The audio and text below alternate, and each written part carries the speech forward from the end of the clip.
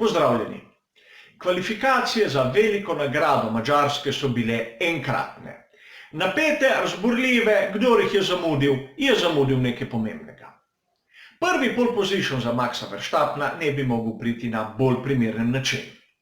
A začnimo tudi pri tistih malo zadaj, kajti tudi tam je bilo kaj videti. Najprej enkraten čas za Georgea Russella. Pri Williamsu zgleda, da so razumeli, ki je težava pri njihovem F42 in izboljšave popravljajo tisto napako, s katero se je rodil bolid. Niso še na zeleni veji, daleč od tega, a napredek je očiten. Kljub temu, da je zaostanek za pole position 3,3%, lahko bi bil manj, je čas, ki ga je dosegel George Russell v Q1, boljši od tistega zadnjega časa, ki ga je dosegel Kevin Magnussen v Q2. Ukolikor bi mu uspel tisti neverjetni preboj, do katerega je manjkalo pravzaprav samo nekaj stotink, bi tudi v Q2 imel šanse pokazati svoj talent. Williams vidi luč na koncu tunela. O tem smo danes dobili dokaz, ne samo tiste rahle znake, ki smo jih videli še na veliki nagradi Nemčije. Tudi pri McLarenu so dobri. Prišli so z obema bolidoma v Q3 in po mojem mnenju opravičeno najboljši izmed tistih preostalih na razporedu Formule 1. Pri Renaultu pa, kot sem že dostikrat povedal, imajo potencial, a nikoli ga ne znajo izkoristiti.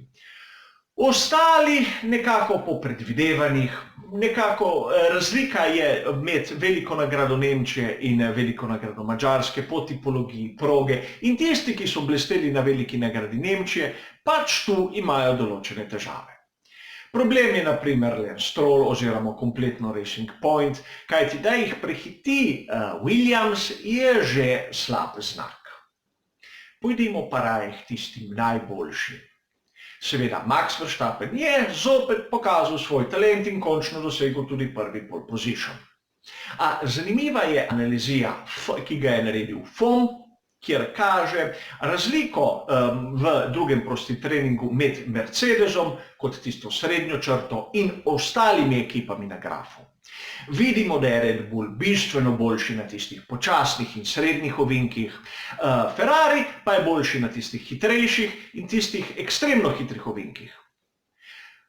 Mercedes je tisto povprečje, tista zlata sredina, tisti perfekten, uravnotežen bolid, ki naj bi bil dober povsod. To so podatki z drugih prostih treningov na veliki nagradi Madžarske. In prav tu, z tem grafom, lahko razumemo koncepte bolidov, kar sem že razlagal. Ta graf potrjuje tisto, kar sem govoril o konceptu bolida in nam kaže, kje je Max Verstappen zgradil tisto svojo prednost, da je dosegel pole position. A nekaj nas ne sme zavesti. Ta minimalna prednost Maxa Verstappena z novim rekordom proge ni mirodajna za dirko. Če pogledamo ritem, ki smo ga videli na prostih treningih, kateri ni mirodajen že tako zaradi prostih treningov, poleg tega tudi zaradi dežja, je tisto, kar so dosegli čase na medium pneumatiki, kjer so bili bistveno bolj skupaj vsi glavni akteri kot na soft pneumatiki. Če pogledamo to primerjavo, lahko vidimo, da nas jutri čaka izjemno močna borba med prvimi za zmago. Pri Ferrariju so pol koraka za Mercedesom kot Red Bullom Maxa Verstappena. To priznajo tudi sami. Tisti paket, ki so ga pripravili za Hungaroring, zgleda, da ni dal želenih rezultatov. Charles Leclerc je zopet zapadil napako na kvalifikacijah, drugo na dveh dirkah, če tako pogledamo, ko se je zavrtel oversteering in se dotaknil zaščitnega zidu.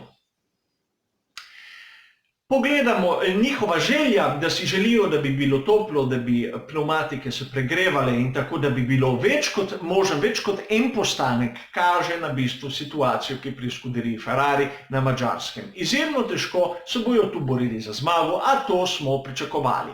Potihem je bilo jasno, da bojo oni tretja sila na štartnem razporedu.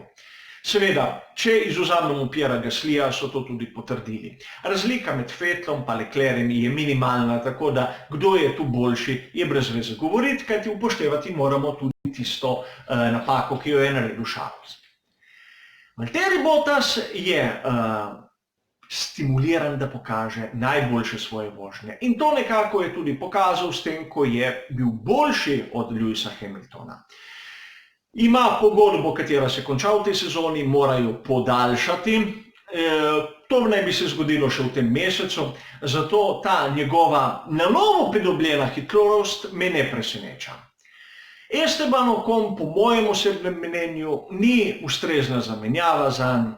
Esteban ni novinec, dobil je svoje priložnosti in tudi pri drugih ni dobil kakih drugih možnosti za sedež, tudi zaradi svoje bojevitosti, nesreč, tudi trku s svojim moštvenim kolegom. Tako da jaz osebno bi raje dal še eno sezono Valtteriju Bottasu. A o tem odloča Toto Wolff. Vsekakor jutri nas čaka dobra, napeta dirka, kot sta bile najmanj zadnji dve.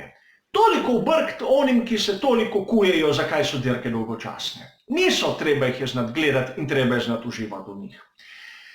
Imamo vse možnosti, da bomo videli enkratno dirko.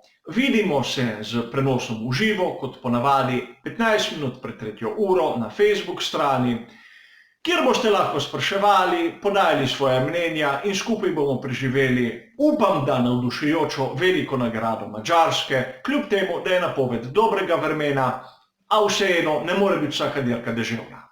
Hvala za vašo pozornost in nasvidenje.